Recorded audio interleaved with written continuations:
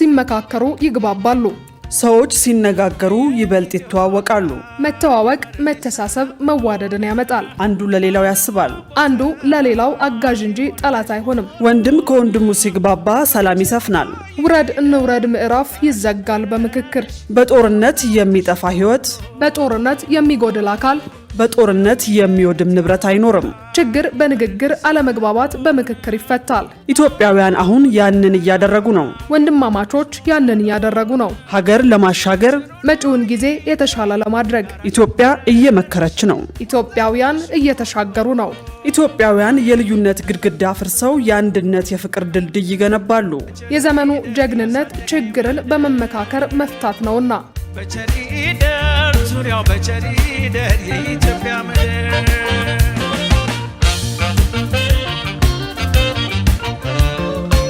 አርዕስተ ዜና። በምክክሩ የሚቀርቡ ሐሳቦች ሕግና ፖሊሲዎችን ለመቅረጽ የሚረዱ ናቸው ተባለ። ችግሩ ታውቋል፣ መፍትሄው ተቀምጧል። የአስፈጻሚ አሁን ሕግ ይወጣል። ፖሊሲ ከዚህ ሐሳብ ተንተርሶ ነው ድራይቭ የሚደረገው። የኢትዮጵያ ኤሌክትሪክ አገልግሎት የሶላር ኃይል አቅርቦት ባላቸው አካባቢዎች ነፃ የኤሌክትሪክ ቆጣሪ አገልግሎት ማስጀመሩን ገለጸ።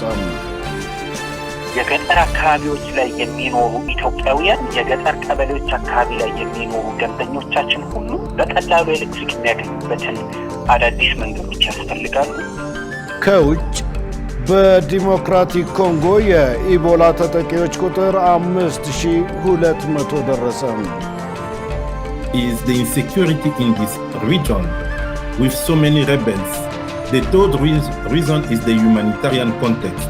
ስለ ወረርሽኙ ታች ህብረተሰቡ ዘንድ አለመድረሳችን ነው። የእነዚህ ምክንያቶች ድምር አሁን ላለንበት አድርሷል። All of these reasons we can see the consequence today.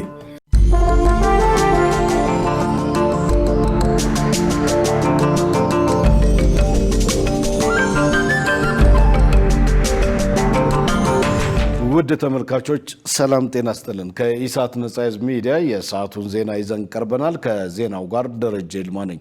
ለምልክት ቋንቋው ደግሞ ዳዊት ጎሳዬ አብሮኛል። አሁን ወደ ቀዳሚው ዜና አልፋለሁ። በምክክሩ የሚቀርቡ ሐሳቦች ሕግና ፖሊሲዎችን ለመቅረጽ የሚረዱ ናቸው ተባለ። በሌላ በኩል ዘላቂ ሰላም እንዲሰፍን የታጠቁ ኃይሎች ወደ ምክክር ሊመጡ ይገባል ሲሉ የምክክር ጉባኤው ተሳታፊዎች ገልጸዋል። መሰረት ባዩ በኢትዮጵያ ለዘመናት የቆዩ የፖለቲካ የታሪክና የወሰን ውዝግቦች በኃይል ከመፍታት ይልቅ በጠረጴዛ ዙሪያ ለመመለስ ያለመው ሀገራዊ የምክክር ሂደት ወደ ማጠቃለያው ምዕራፍ እየደረሰ መሆኑን የኢትዮጵያ ሀገራዊ ምክክር ኮሚሽን አስታውቋል። በሀገራዊ ጉባኤው በተደረጉ ምክክሮች በዜጎች መካከል የመደማመጥን ባህል በማጎልበትና የታሪክ ልዩነቶችን ክፍተት በመሙላት ረገድ ተስፋ የተጣለበት ውጤት መገኘቱ ተገልጿል። የምክክሩ ተሳታፊዎች እንደገለጹት ምክክሩ የሁሉም ተመካካሪ ድምጽ የተሰማበትና ኢትዮጵያ የራሷን ችግሮች በራሷ እየፈታች ያለችበት ትልቅ መድረክ ነው ብለዋል። በጉባኤው ላይ በቀረቡ አጀንዳዎች ላይም ሰፊ ውይይት መደረጉን የገለጹት ተመካካሪዎቹ የቀረቡ ምክር ሀሳቦችም ችግሮችን ይፈታሉ ተብሎ ይጠበቃል ብለዋል። አክሎም የሰላም መደፍረስ ዜጎችን ከፍተኛ ዋጋ እያስከፈለ በመሆኑ ሀገራዊ ምክክሩ ምሉ እንዲሆንና ዘላቂ ሰላም እንዲሰፍን የታጠቁ ኃይሎች ወደ ምክክር ሊመጡ እንደሚገባ ገልጸዋል። በጫካ ያሉ ወንድሞቻችን ወገኖቻችን በውጪ ሆነው ለህዝባቸው የሚታገሉ የተለያዩ ወንድሞቻችን እህቶቻችን አባቶቻችን እንዲሁም ደግሞ በተለያየ ፖለቲካ እስረኛ ሆነው በየእስር ቤቱ ያሉ ወገኖቻችንን አካታች ቢሆንና መንግስት እነሱንም ተሳታፊ ቢያረግልን ምህረት አርጎላቸው ወደዚህ ምክክር ቢገቡና በመቀመጫ ዙሪያ ሁሉም ተሰብስቦ ለሀገር እንዲመክር ሰላም እንዲመጣ ሰላም ሲናጋ ሁሉንም ይነካልና እንደ ሀገር እኛ ሰላም ናፍቆናል።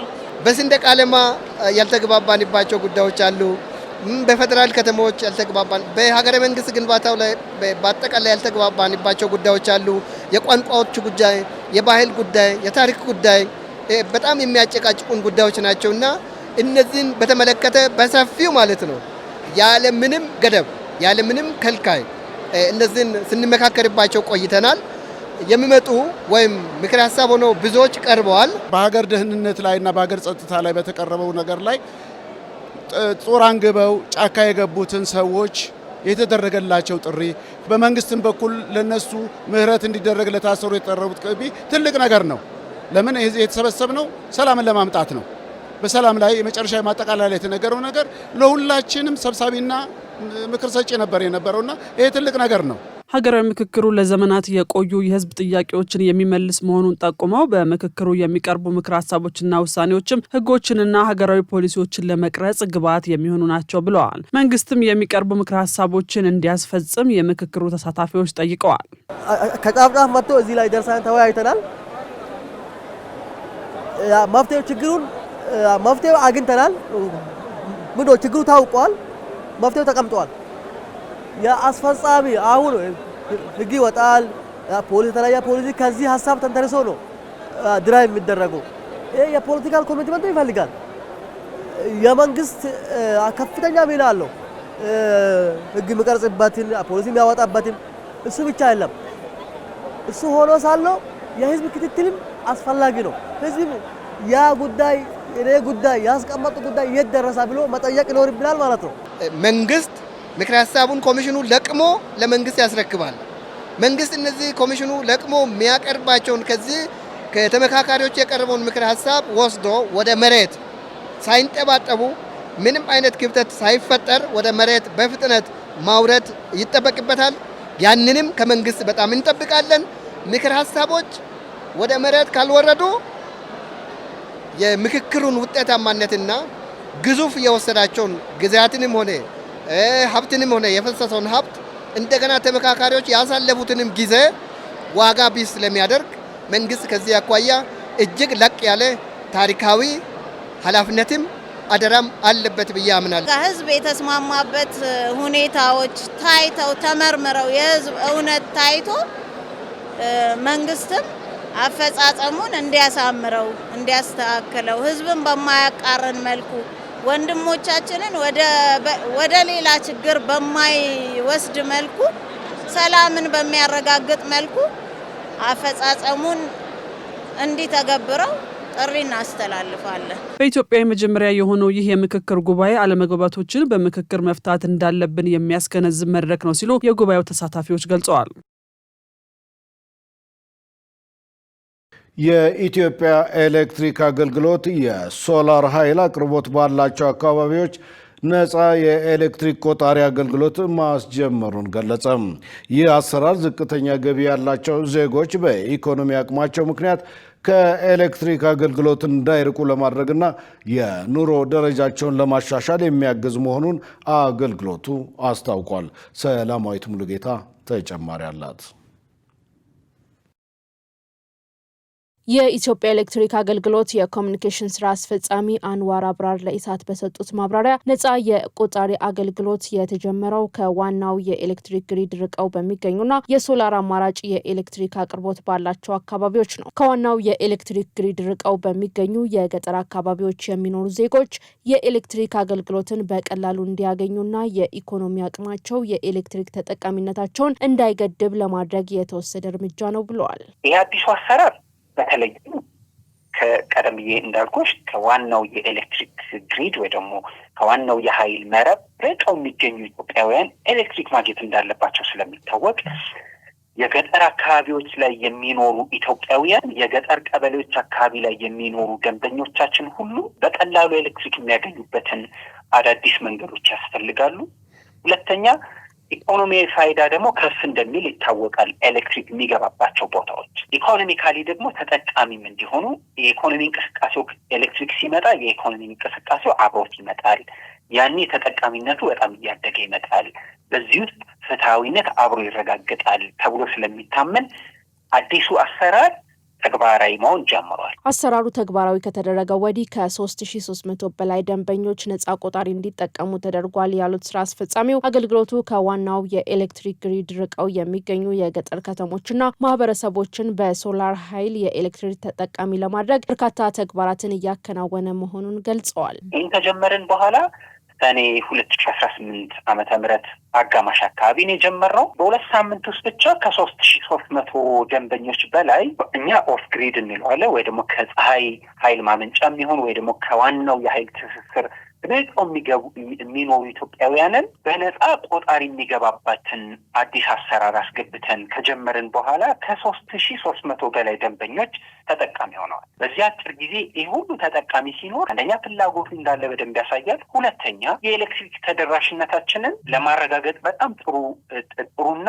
አዲስ መንገድ እንደሆነ ነው ምናምነው። ትንሽ መክፈል ለሚቸገሩ ትንሽ ደግሞ አቅም ጊዜ ለሚፈልጉ ኢትዮጵያውያን የነፃ ኤሌክትሪክ ተጠቃሚ ብናረጋቸው ቀስ ያለ ብዙ ነገር ይቀይራል የሚል እምነት አለ። እስካሁን ድረስ 54 የሶላር ኃይል ማመንጫዎችን ገንብተናል። ከ11,000 በላይ አባወራዎችና እማወራዎችን ተጠቃሚ አድርገናል። ይህንን በቀጣይነት በተከታታይ እንሰራለን። በዚህም ባለፈው በጀት ዓመት ከዋናው ግሪድ ርቀው የሚገኙ 26 የገጠር ቀበሌዎችና ከተሞች በሶላር ኃይል አማራጭ የኤሌክትሪክ ተጠቃሚ መሆናቸውንም አንስተዋል። የጸጥታ ችግሮች ባሉባቸው አካባቢዎች ተማሪዎችን ወደ ትምህርት ገበታቸው ለመላክ ዝግጅት ማድረጋቸውን ነዋሪዎች ገለጹ። በአማራ፣ ትግራይና ኦሮሚያ ክልሎች የ2019 ዓ.ም የትምህርት ዘመንን ለመጀመር ዝግጅት እንዳለ ቢገልጹም በግል ትምህርት ቤቶች የሚጠየቀው ወርሃዊ ክፍያ ከህብረተሰቡ ገቢ ጋር የማይመጣጠን መሆኑን አስታውቀዋል። መሳይ ገዛኸኝ ተጨማሪ አላት። የ2019 ዓመተ ምህረት የትምህርት ዘመንን በሚመለከት ከዚህ ቀደም ግጭትና የጸጥታ ስጋት ሳቢያ ተማሪዎች ከትምህርት ገበታ እንዲቀሩ የተደረጉባቸውን ክልሎች ኢሳት አነጋግሯል። በዚህም የአማራ፣ ኦሮሚያና የትግራይ ክልል ነዋሪዎች በክልሎቹ ለአዲሱ ትምህርት ዘመን እየተደረገ ያለውን ዝግጅት የሚያውቁትን ያክል ነግረውናል። ምንም ነገር የለም። ስለ ህይወት ማውጣት ነው እንጂ ስለ ትምህርት የሚያስብ ሰው የለም። ከላይ እስከታች እንዴት ይጠይቃል? መጠየቅ የለም። እንዴት በጭቆና ላይ ነው ያለ ማህበረሰቡ እንዴት እንደዚህ ይሆናል ብሎ አይጠይቅም። ዝግ ናቸው ያሉት። ግማሻቸው እርሻ ታርሰው እየተዘሩ ነው ያሉት። ተመዝግበዋል ተማሪዎቹ። የመንግስቶቹ ገና ናቸው፣ የግሎች ጨርሰዋል መዝገቡ። እንጃ እስካሁን ድረስ ማስታወቂያ ምንም ነገር አልሰማሁም። በእርግጥ አሁን ከተሰፋ በኋላ ነው ብዙ ጊዜ እዚህ ምዝገባ የሚኖር። በእኛ አካባቢ ለኦሮሚያ አሁን ያለው ሁኔታ ጥሩ ነው። በትምህርት በኩል ያለው እንቅስቃሴ በተለይም የመንግስት ትምህርት ቤቶች ሁሉም ነገር የተሟላ የመጽሐፍ አሰጣጥ ዝግጅቱ ምናምን የተሟላ ነው። በግል ትምህርት ቤቶች አካባቢ ደግሞ ይሄ ትንሽ የገበያ ውድድር አለ አይደል? አስጨናቂ የሆነ የቤተሰቦችን የሚያስጨንቅ የገበያ ውድድር ከሐምሌ ጀምሮ ነው የሚያስጨንቅ ነገር የነበረው። አብዛኛው የግል ትምህርት ቤት ነው የሚማሩ። የመንግስት ትምህርት ቤቶች ድሮም ብዙም አልነበሩም። ያው ግማሹ ተዘግተዋል፣ ግማሹ ተፈናቃዮች ሰፍረውበታል። በጣም ከባድ ሁኔታ ነው ያለው እዛ የመንግስት ትምህርት ቤቶች ተፈናቃዮች ጋር ከህዝብ ጋር ነው ሲማሩ የነበሩትም እዛ ሲያስቀጥሉ የነበሩ በጣም አስቸጋሪ በሆነ ሁኔታ ውስጥ ሆነው ነው እና አሁን እንቅስቃሴ ያለው ያው የግል ትምህርት ቤቶች ውስጥ ነው። የግል ትምህርት ቤቶች ደግሞ በክፍያውም በምኑም በጣም ህብረተሰቡ እንትን ሆነዋል። በቃ ከብዶታል። ለመክፈል ለማስመዝገብ ለእንትን ለማድረግ እየተቸገረ ነው ያለው። በትምህርት ዙሪያ ላይ እንቅስቃሴ አለ። ደህና ነው። አሁን ተማሪ እየተዘጋጀ ነው። ከአንድ ትምህርት ቤት ወደ አንድ ትምህርት ቤት መሄድ እንትን አለ። በቃ ያው ዝም ብሎ በአካባቢውን እንፈልገዋለን በማለት ለምሳሌ ግን አሸዋ ሜዳ የሚባል አለ። ከአሸዋ ሜዳ ወደ ፋሲለደስ የሚሄዱ ተማሪዎች አሉ። ባለፈው ዓመት ተኩሱ ምኑም በቅርብ ይሰማሽ ነበር። አሁን ጎንደር ከተማ ላይ ተጀምሯል። ምናልባት በአካባቢ የገጠር ወረዳዎች ምናምን ግን ትንሽ የቀሩ አሉ። በእነሱ ዜና ላይ ነው በስልክ አንዱ ነግሮኝ ገና ተረጋጋ ስላለ እየመዘገብን አይደለም ማለት ነው። በተወሰነ መልኩ ትምህርት ለመጀመር የሚያስችል እንቅስቃሴ መኖሩን ያሳወቁን ነዋሪዎቹ ስለ ሰላምና ጸጥታው ወቅታዊ ሁኔታ የሚከተለውን ብለዋል። ሰላም አንጻራዊ ነው። በኢኮኖሚ ደረጃ ሞቷል። ሰላም አትበይው፣ ያስጠላሻል። ህዝብ ተቸግሮ ነው ያለ። አሁን አመት ጥሩ ነገር ይመጣል የሚል ተስፋውም አለና ጥሩ ላይ ነው ያለው። ውስጥን የሚረብሽ ነገር እንዳለ ያው የሚታወቅ ነገር ነው። የሰላሙ የጸጥታው ሁኔታ ትንሽ ከባድ ነው። ከተማሪ ጋር የተያያዘ ብዙ ችግር ያለ አይመስለኝም። ምናልባት ከዚህ ያው እንደ ምንድነው የመከላከያ አባል ለማድረግ የተለያየ ታጣቂዎች የሚያደርጉት እንቅስቃሴ ተማሪዎችንም ሁሉንም ሰው እንቅስቃሴ እያወቀ ነው እንጂ ሌላ ከጸጥታው ጋራ በተያያዘ እኛ አካባቢ ችግር የለም። በቅርብ የተፈጠረው ወለጋ አካባቢ ከተፈጠረችው አንድ አነስተኛ ችግር አኳያ እንጂ እንደውም እየተሻለ መጥቶ እንደነበር ነው የማስበው። ኢሳት የአማራና የኦሮሚያ ክልል ነዋሪዎችን አስተያየት ይዞ የክልሉን ትምህርት ቢሮዎችን ለማነጋገር ያደረገው ጥረት አልተሳካም። ሆኖም ለማነጋገር የቻልነው የትግራይ ክልል የህዝብ ግንኙነት ዳይሬክተር ስዩም ሀጎስ በአሁኑ ሰዓት እረፍት ላይ እንደሚገኙ ጠቁመው እስከነበሩበት ጊዜ የነበረውን የዝግጅት ሂደት ገልጸዋል። እረፍት ላይ ነኝ። እርሱ እስከወጡበት ድረስ ግን የተደረገ ዝግጅት የለም? ብዙም የለም። ያው የተለመደው ነው። የተለመደው ሲሉ የአማራና የኦሮሚያ ክልሎች በዚህ ጉዳይ ላይ ምላሽ በሰጡ ጊዜ ርዕሰ ጉዳዩ ላይ እንደምንመለስበት ከወዲሁ ለማሳወቅ እንወዳለን። እንደ ተባበሩት መንግስታት የልጆች ፈንድና የትምህርት ዘርፍ አጋር አካላት ሪፖርቶች መረጃ መሰረት በኢትዮጵያ አማራ ክልል 4.4 ሚሊዮን፣ በኦሮሚያ 3.2 ሚሊዮን፣ በትግራይ 2.3 ሚሊዮን የሚጠጉ ህጻናት ተማሪዎች ከትምህርት ገበታቸው ውጪ ሆነዋል። ኢትዮጵያ ከቀጣናው ሀገራት ጋር ያላት ትብብር እንዳይደናቀፍ የውስጥ ችግሮቿን ለመፍታት መስራት ይጠበቅባታል ተባለ። በሌላ በኩል ከ13 በላይ በሚሆኑ ሀገራት የተመሰረተው የቀይ ባህር ትብብር የኢትዮጵያን የባህር ፍላጎት ለመግታት እየሞከረ ነው ሲሉ የዓለም አቀፍ ግንኙነት ባለሙያ ለኢሳት ተናግረዋል። ትዕግስት ተስፋዬ ተጨማሪ አላት።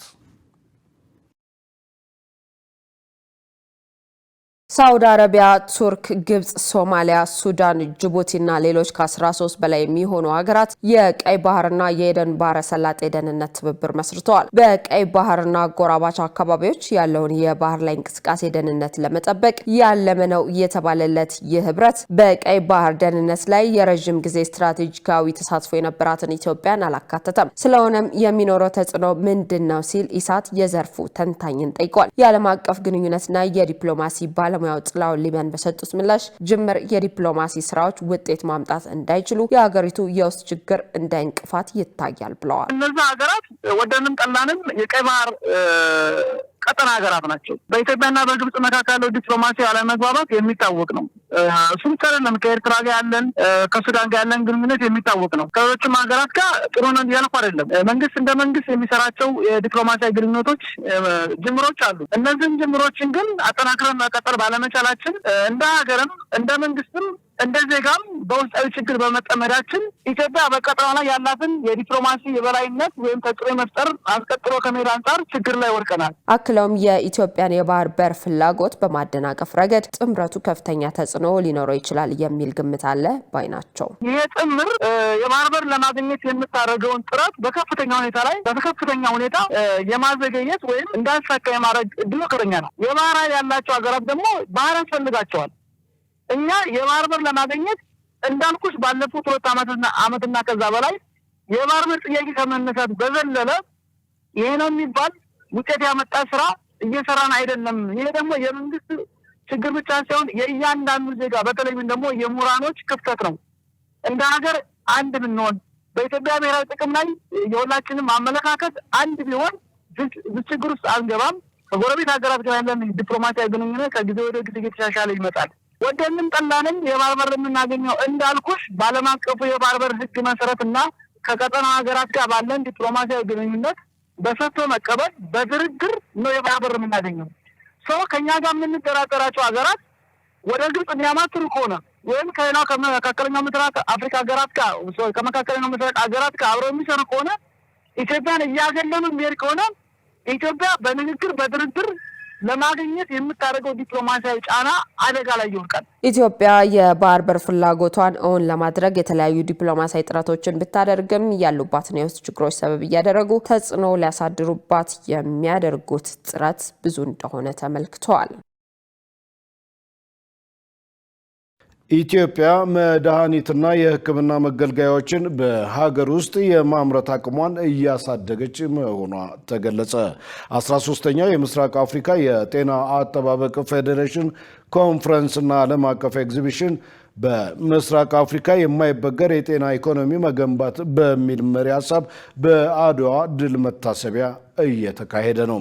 የጤና ሚኒስትሯ ዶክተር መቅደስ ዳባ በዚህ ወቅት እንደገለጹት ኢትዮጵያ መድኃኒትና የሕክምና መገልገያዎችን በሀገር ውስጥ የማምረት አቅሟን እያሳደገች መሆኗን ገልጸው በምስራቅ አፍሪካ ቀጣና ጠንካራ የጤና ተቋማትን መገንባት ወሳኝ መሆኑን አመልክተዋል። በአፍሪካ እንደ ኢቦላ አይነት ወረርሽኝ የጤና ደህንነት፣ የፋይናንስና የቴክኖሎጂ ውስንነት የጋራ ስጋት መሆናቸውን ገልጸዋል። ለዚህ ደግሞ አፍሪካውያን በጋራ መስራት ይገባናል ያሉት ሚኒስትሯ ኢትዮጵያ በጤና አጠባበቅ መሰረታዊ ለውጥ አስመዝግባለች ነው ያሉት። ኢትዮጵያ በዓለም የጤና ድርጅት መለኪያ ደረጃ 3 ማግኘቷን በማንሳት የሀገር ውስጥ የመድኃኒትና የሕክምና መገልገያዎችን ማምረት ቁልፍ አጀንዳዋ ነው ማለታቸውን ኢዜአ ዘግቧል።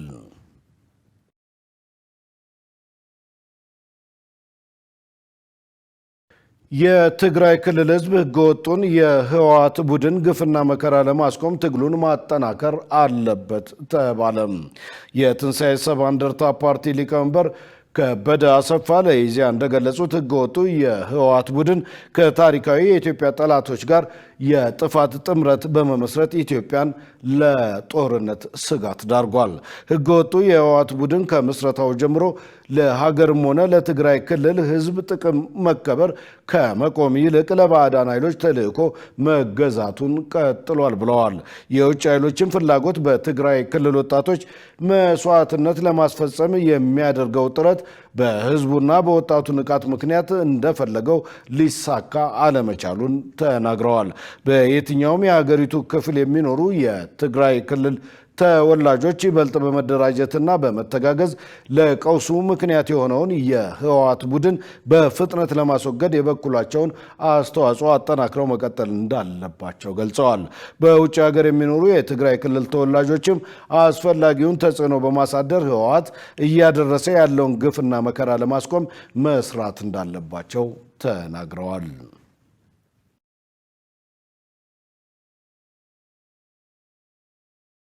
ውድ ተመልካቾች ከኢሳት ነጻ ህዝብ ሚዲያ የሰዓቱ ዜና ወደ እናንተ መድረሱን እንደቀጠለ ነው። አሁን ደግሞ የቢዝነስ ዘገባዎችን ወደ እናንተ እናደርሳለን። ገነት ዘዘው ጠብቀናለች። ወደዛው እንለፍ።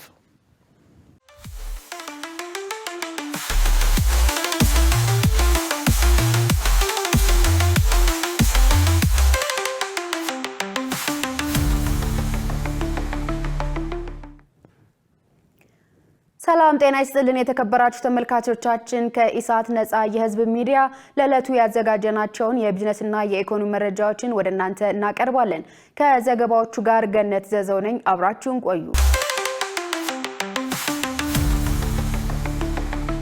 ኢትዮጵያ ከዩናይትድ ኪንግደም ጋር የዓለም ንግድ ድርጅት የሁለትዮሽ ገበያ ዕድል ስምምነት ተፈራረመች። የስምምነት ሰነዱን የንግድና ቀጣናዊ ትስስር ሚኒስትርና የኢትዮጵያ የዓለም ንግድ ድርጅት አባልነት ዋና ተደራዳሪ ዶክተር ካሳሁን ጎፌና በኢትዮጵያ የዩናይትድ ኪንግደም አምባሳደር ዳንኤል ዌልች ተፈራርመዋል። በስነ ስርዓቱ ላይ ንግግር ያደረጉት ሚኒስትሩ ዶክተር ካሳሁን ጎፌ እንደገለጹት ይህ ታሪካዊ ስምምነት የኢትዮጵያን ብሔራዊ ጥቅምና የፖሊሲ ምህዳር ሙሉ በሙሉ ባስጠበቀ መልኩ የተከናወነ ነው ብለዋል። አክለውም ስምምነቱ የሁለቱን ሀገራት የቆየ ዲፕሎማሲያዊ የንግድና የኢንቨስትመንት ትስስር ይበልጥ የሚያጠነክር ከመሆኑም በላይ ኢትዮጵያ በዓለም ንግድ ድርጅት ሙሉ አባል ለመሆን የምታደርገውን ጥረት ወደ አዲስ ምዕራፍ ያሸጋገረ ወሳኝ ስኬት እንደሆነ አብራርተዋል። የዩናይትድ ኪንግደም አምባሳደር ዳረን ዌልች በበኩላቸው የተደረገው ስምምነት የሁለቱን ሀገራት የቆየ የኢኮኖሚና የዲፕሎማሲ ግንኙነት ይበልጥ የሚያጎለብት መሆኑን ገልጸዋል። ዩናይትድ ኪንግደም ኢትዮጵያ ወደ ዓለም ንግድ ድርጅት ለመቀላቀል የምታደርገውን ጥረትና የምታካሂዳቸውን የኢኮኖሚ ማሻሻያዎች በሙሉ ቁርጠኝነት መደገፏን የምትቀጥል መሆኑን አረጋግጠዋል።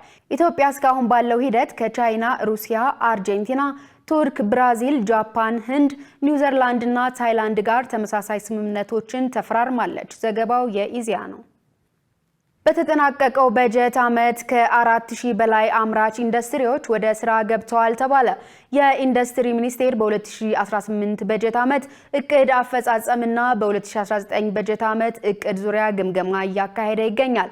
የኢንዱስትሪ ሚኒስትሩ መላኩ አለበል በዚህ ወቅት እንዳሉት በተጠናቀቀው በጀት ዓመት ከውጭ የሚገቡ ምርቶችን በሀገር ውስጥ ለመተካት በተሰራው ስራ 5.9 ቢሊዮን ዶላር ማዳን ተችሏል።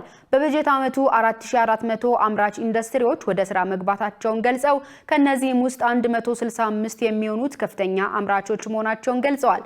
በሀገር አቀፍ ደረጃ በነበረው የኢትዮጵያ ታምርት ንቅናቄ 57 ቢሊዮን ብር የገበያ ትስስር መፈጠሩንም ሚኒስትሩ አስታውቀዋል። በአሁኑ ወቅት 69.3 በመቶ የደረሰውን የማምረት አቅም በማሳደግ በ2019 በጀት ዓመት ወደ 74 በመቶ ለማድረስ ታቅዷል ነው ያሉት። በተጨማሪም የአምራች ኢንዱስትሪዎች ወደ ውጭ ከሚልኳቸው ምርቶች 1 ቢሊዮን ዶላር የውጭ ምንዛሬ ለማግኘትና ለ480 ሺህ ዜጎች የስራ ዕድል ለመፍጠር በትኩረት እየተሰራ እንደሚገኝ ጠቁመዋል ሲል የዘገበው ኤፍኤምሲ ነው። የማዕድን ሚኒስቴር የማዕድን ዘርፉን የወጪ ንግድ ገቢ ከማሳደግ ባለፈ ከውጭ የሚገባውን የኢንዱስትሪ ግብዓት የመተካት ስራ እየተሰራ መሆኑን ገለጸ። በማዕድን ሚኒስቴር የማዕድን ዘርፍ ሚኒስቴር ዴኤታ አቶ ብርሃኔ ያደይሴ ለኢዜአ እንደገለጹት ዘርፉ የሚያስገኘውን ኢኮኖሚያዊ ጥቅም ለማሳደግ በተደረገ ተቋማዊ ሪፎርም የማዕድን መረጃዎችን በዘመናዊ መልክ በማደራጀት መረጃን መሰረት ያደረገ የማዕድን አመራር ስርዓት ተዘርግቷል ብለዋል። በተጠናቀቀው የ2018 በጀት ዓመት 5.7 ቢሊዮን ዶላር የወጪ ንግድ ገቢ ከማዕድን ማግኘት ተችሏል ብለዋል። በተያዘው በጀት ዓመትም ከወርቅ በተጨማሪ በተመረጡ የማዕድን ዘርፎች ላይ በማተኮር የዘርፉን የወጪ ንግድ ገቢ 6.7 ቢሊዮን ዶላር ለማድረስ ግብ ተይዞ እየተሰራ መሆኑን ገልጸዋል። ወርቅ ላይ ብቻ የተንጠለጠለውን የወጪ ንግድ ገቢ ለማስፋት ዓለም አቀፍ ፍላጎትን መሰረት በማድረግ በጌጣጌጥና በሌሎች የተመረጡ ማዕድናት ላይ በማተኮር ገቢን ማሳደግና ዘላቂነትን የማረጋገጥ ስራዎች ይከናወናሉ ብለዋል። የሲዳማ ክልል ማዕድንና ኤነርጂ ኤጀንሲ ስራ አስኪያጅ አቶ መስፍን መጩካ በበኩላቸው ባለፉት 2 ዓመታት ከከፍተኛ ትምህርት ተቋማትና ከባለድርሻ አካላት ጋር በመተባበር የማዕድናት ልየታ ስራ በትኩረት መከናወኑን ገልጸዋል። በተጠናቀቀው በጀት ዓመት 1350 ኪሎ ግራም ወርቅ ለብሔራዊ ባንክ መግባቱንና ለኢንዱስትሪ ግብዓት የሚሆኑ ከ11000 ቶን በላይ ማዕድናት ለማዕከላዊ ገበያ መቅረባቸውን ተናግረዋል። መረጃው የኢዜአ ነው። የተከበራችሁ ተመልካቾቻችን አሁን ደግሞ የዕለቱን የውጭ ምንዛሬ ዋጋና የብሔራዊ ባንክ የወርቅ ግብይት መረጃ ተከታትለን እንመለስ።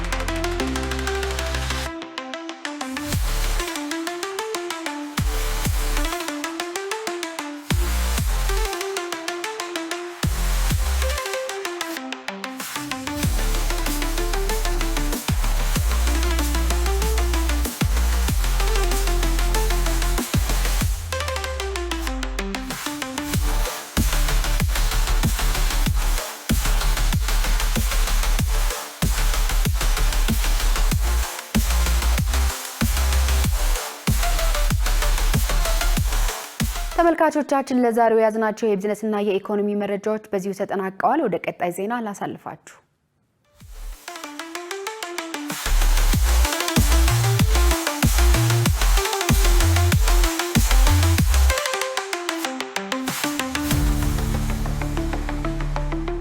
ውድ ተመልካቾች ከኢሳት ነጻ ሕዝብ ሚዲያ የሰዓቱ ዜና ወደ እናንተ መድረሱን እንደቀጠለ ነው። አሁን ደግሞ ወደ ውጭ ዘገባዎች አልፋለሁ።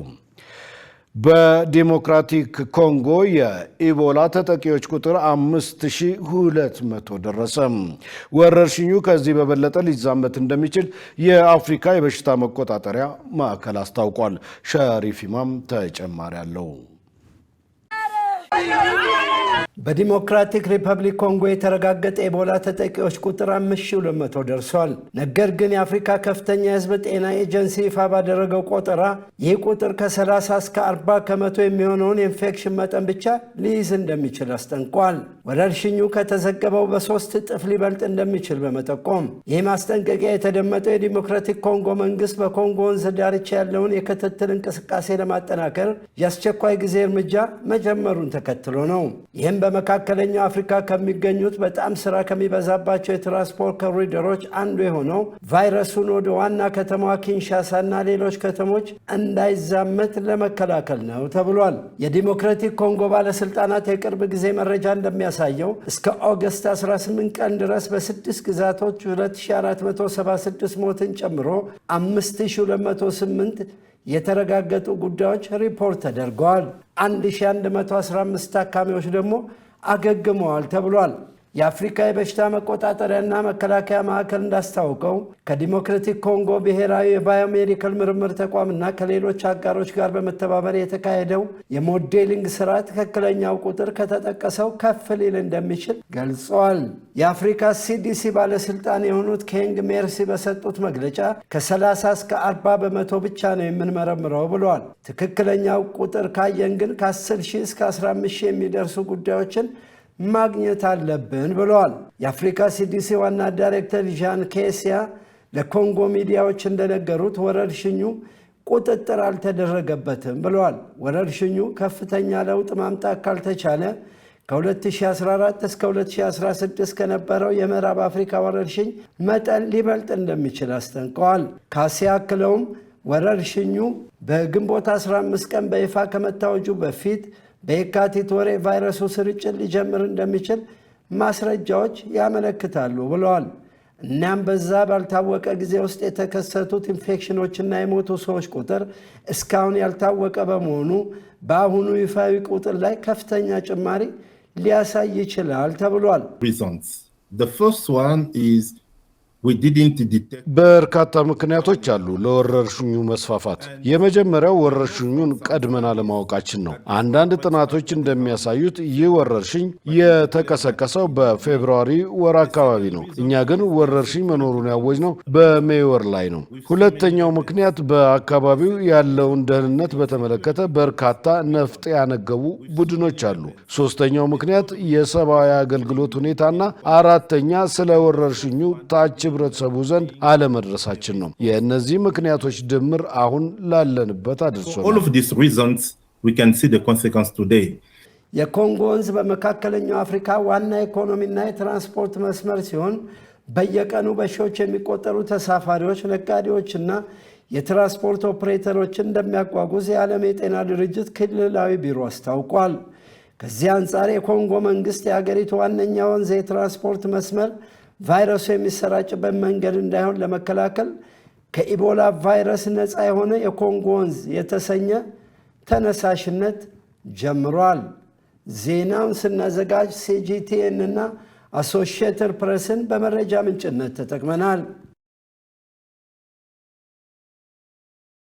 እስራኤልና ቱርክ በሶሪያ ያላቸውን ተጽዕኖ ለማሳደግ ፉክክር ላይ ናቸው ተባለ። እስራኤል በዚህ ሳምንት ቱርክ ልትጠቀምበት ነበር ያለችውን የሶሪያ የአየር ኃይል ጦር ሰፈር ማጥቃቷን ተከትሎ ፉክክሩ ተባብሷል።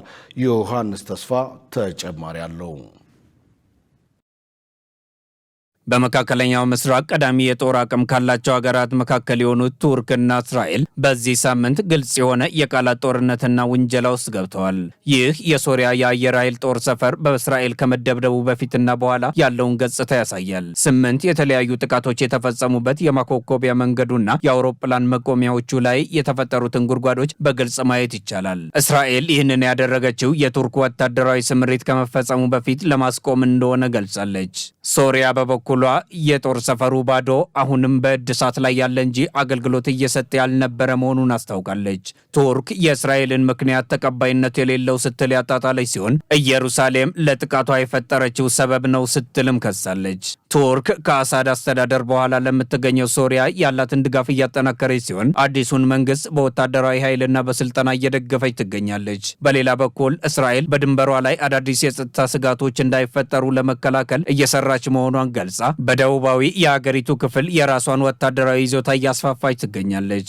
በቀጠናው እርምጃ የመውሰድ አደጋ እያንዣበበ መጥቷል። ታዲያ ሶሪያ የመካከለኛው ምስራቅ አዲሱ የጦር ቀጠና ልትሆን ትችላለች?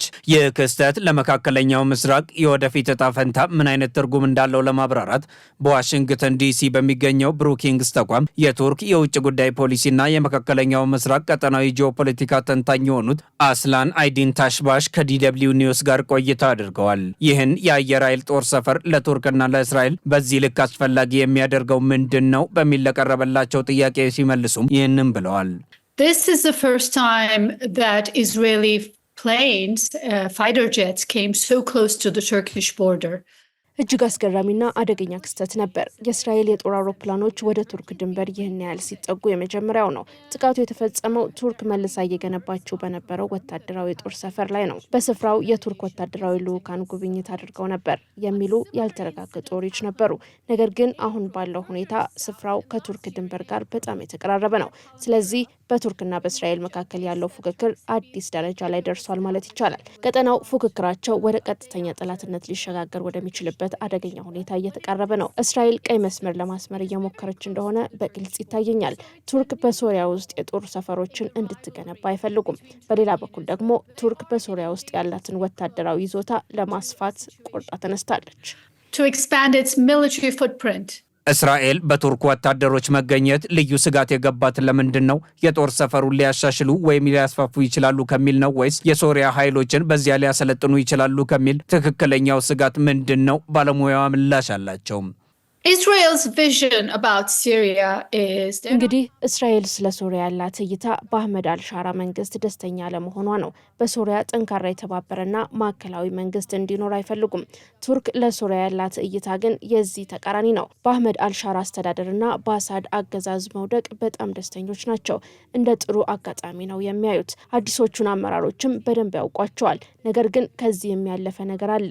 ቱርክና እስራኤል በታሪካቸው እርስ በርሳቸው እንደ ዋነኛ ስጋት የሚተያዩበት ስነ ልቦናዊና ስትራቴጂያዊ በሆነ ልዩ የታሪክ አጋጣሚ ውስጥ እያለፉ ነው ብዬ አስባለሁ። in which they see each other as the topmost threat. ቱርክ በእስራኤል ዘንድ ተጽዕኖዋን እያስፋፋች ያለች ባላንጣ ተደርጋ የምትታይ ሀገር ናት። በእስራኤል ቱርክን ከኢራን በላይ አደገኛ አድርገው የሚቆጥሩ ሰዎች ስለመኖራቸውም ይነገራል። ቱርክ ለጋዛና ለሐማስ በምትሰጠው ድጋፍም ቅሬታ አለ።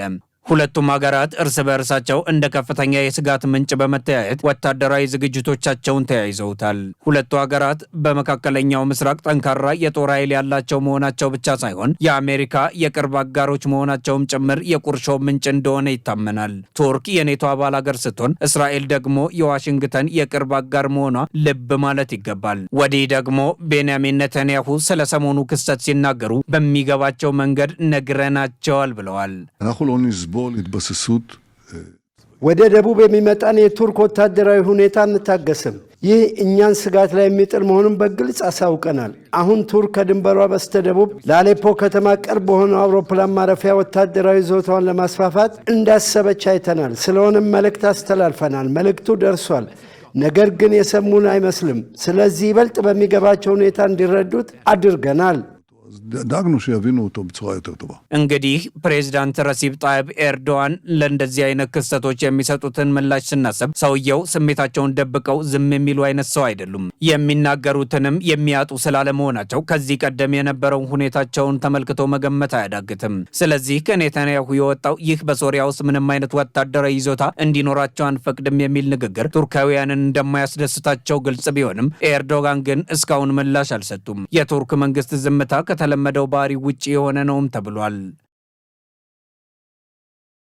ውድ ተመልካቾች ከኢሳት ነጻ የህዝብ ሚዲያ የሰዓቱ ዜና ወደ እናንተ መድረሱን እንደቀጠለ ነው። አሁን ደግሞ የስፖርት ዘገባዎችን ወደ እናንተ የምናደርስበት የአየር ጊዜ ላይ ደርሰናል። ሙሉ ቀን ሰለሞን ይጠብቀናል። ወደዛው እንለፍ። ለጤንነት ለምት ለወዳጅነት ሰላም ጤና ይስጥልን ተመልካቾቻችን፣ ከኢሳት ነጻ የህዝብ ሚዲያ ለምሽቱ ያዘጋጀናቸውን የስፖርት መረጃዎች ይዘን ቀርበናል። ከመረጃዎቹ ጋር ሙሉቀን ሰለሞን። የአኖካ ዞን 5 እና የዓለም የወጣቶች ጨዋታዎች በኬንያና በሴኔጋል እንደሚካሄዱ ተገለጸ። ኢትዮጵያ በሁለቱም ውድድሮች ለመሳተፍ ዝግጅት እንደጀመረች የኢትዮጵያ ኦሎምፒክ ኮሚቴ አስታውቋል። መሰረት ባዩ ዝርዝሩን ታቀርበዋለች። የኢትዮጵያ ኦሎምፒክ ኮሚቴ በኬንያ አዘጋጅነት የሚካሄደውን የአኖካ ዞን 5 የወጣቶች ጨዋታዎችንና በሴኔጋል ዳካር የሚካሄደውን የዓለም ወጣቶች ጨዋታ ዝግጅት አስመልክቶ በዛሬው ዕለት ለመገናኛ ብዙሃን መግለጫ ሰጥቷል። በመግለጫው ላይ የኢትዮጵያ ኦሎምፒክ ኮሚቴ ምክትል ዋና ጸሐፊ ገዛኸኝ ወልዴ እንዳሉት ኢትዮጵያ በሁለቱም ውድድሮች በውሃ ዋና፣ አትሌቲክስ፣ ብስክሌት፣ ውሹ፣ ቅርጫት ኳስና ቴኳንዶ ዘርፎች ትሳተፋለች። በነገራችን ላይ በኮታ ደረጃ አጠቃላይ 2700 ስፖርተኞች ናቸው የሚሳተፉት በዳካር ላይ። ከ2700 ስፖርተኞች ውስጥ ነው እንግዲህ ኢትዮጵያ ዳይቨርሲፋይድ በሆነ መንገድ ውድድር ማግኘት የቻለችው። በአትሌቲክስ እንሳተፋለን፣ በሳይክሊንግ እንሳተፋለን። ለመጀመሪያ ጊዜ ደግሞ በውሹ በኦሎምፒክ መድረክ እንሳተፋለን፣ በቴኳንዶ እንሳተፋለን፣ እንዲሁም በውሃ ዋና እንሳተፋለን ማለት ነው። በአምስት የስፖርት አይነቶች። ምክትል ዋና ጸሐፊው አክሎም የተወዳዳሪዎችን ብዛት ዓለም አቀፉ ኦሎምፒክ ኮሚቴ ለእያንዳንዱ ሀገር በሚሰጠው ኮታ መሰረት እንደሚያስመዘግቡ ገልጸው ኢትዮጵያን ወክለው የሚሳተፉ ተወዳዳሪዎችና አሰልጣኞች በየፌዴሬሽናቸው እንደሚመረጡ ተናግረዋል። አትሌቶቹ በጠቅላላ የሚመረጡት ያው በፌዴሬሽኑ ነው። ምክንያቱም ኢትዮጵያ ኦሎምፒክ ኮሚቴ የራሱ የሆነ አትሌት የራሱ የሆነ አሰልጣኝ የለውም። ስለዚህ አሰልጣኞችም አትሌቶቹም የሚመረጡት ፌዴሬሽኖቹ ነው። ፌዴሬሽኖቹ መርጠው የሰጧቸውን አትሌቶችና አሰልጣኞች አስገብቶ ስልጠናቸውን እንዲያገኙ ፋሲሊቴት ማድረግ ነው የኢትዮጵያ ኦሎምፒክ ኮሚቴ ዋና ስራ ማለት ነው። የአኖካ ዞን 5 ወጣቶች ጨዋታዎች የፊታችን ኦገስት 24 ጀምሮ በኬንያ አዘጋጅነት ሲካሄድ የዓለም የወጣቶች ጨዋታዎች ደግሞ ከኦክቶበር 31 እስከ ኖቬምበር 13 2026 በሴኔጋል ዳካር እንደሚካሄድ በመግለጫው ተገልጿል። የእንግሊዝ ፕሪሚየር ሊግ የ26-27 የውድድር ዘመን ዛሬ ምሽት 4 ሰዓት ላይ ይጀምራል። ውድድሩ ከ283 ቀናት በኋላ ሜይ 30 2027 እንደሚጠናቀቅ ተገልጿል። ዝርዝር አለን። የእንግሊዝ ፕሪሚየር ሊግ የ26-27 የውድድር ዘመን ዛሬ ምሽት 4 ሰዓት ላይ የአምናዊ ፕሪሚየር ሊግ ሻምፒዮን አርሰናል ከሻምፒዮንሺፑ ሻምፒዮን ኮቬንትሪ ሲቲ ጋር በሚያደርጉት ጨዋታ ይጀምራል። በ48 ዓመቱ እንግሊዛዊ ፍራንክ ላምፓርድ የሚሰለጥነው አዲስ አዳጊው ኮቬንትሪ ሲቲ በ44 ዓመቱ ስፔናዊ ከሚሰለጥነው አርሰናል ጋር የውድድር ዘመኑን የመክፈቻ ጨዋታ ያደርጋሉ።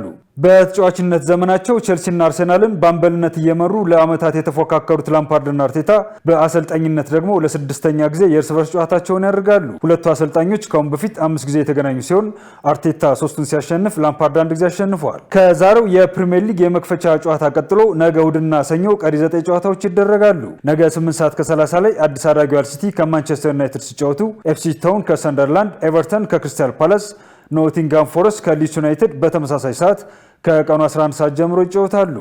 እንዲሁም ብሬንትፎርድ ከቶተናም ምሽት 1 ሰዓት ከ30 ላይ ይጫወታሉ። እሁድ ማንቸስተር ሲቲ ከበርንሞዝ እና ብራይተን ካስቶን ቪላ ቀን 10 ሰዓት ላይ፣ ኒውካስል ከሊቨርፑል ምሽት 12 ከ30 ላይ ይገናኛሉ። የመጀመሪያው ሳምንት የጨዋታ መርሃ ግብር ሰኞ ምሽት 4 ሰዓት ላይ ፉላም ከቼልሲ በሚያደርጉ ጨዋታ ይጠናቀቃል። የእንግሊዝ ሊግ ከተጀመረበት ጊዜ ጀምሮ ለ128ኛ ፕሪሚየር ሊጉ በአዲስ መልክ ከተጀመረበት ጊዜ ጀምሮ ደግሞ ለ35ኛ ጊዜ የሚካሄደው የዘንድሮ ውድድር ከ283 ቀናት በኋላ ሜይ 30 2027 እንደሚጠናቀቅ ሊጉ አስታውቋል። በተያያዘ የጣሊያን ሴሪ የ26-27 የውድድር ዘመን ነገ ቅዳሜ ይጀምራል። በሴሪው የውድድር ዘመኑን የመጀመሪያ ቀን መርሃ ግብር 4 ጨዋታዎች የሚደረጉ ሲሆን በዚህም ዩዲኔዜ ከኮሞ፣ ኢንተር ሚላን ከሞንዛ ምሽት 1 ሰዓት ከ30፣ ፓርማ ከካግላሪ እና ጁኖዋ ከናፖሊ ምሽት 3 ሰዓት ከ45 ጀምሮ ይጫወታሉ። እሁድ ቬኔዚያ ከልቼ፣ ፍሮሲኖኔ ከጁቬንቱስ፣ ቶሪኖ ከሚላን፣ አትላንታ ከሳስሎ፣ ሰኞ ቦሎና ከላዚዮ እና ሮማ ከፊዮረንቲና ይጫወታሉ።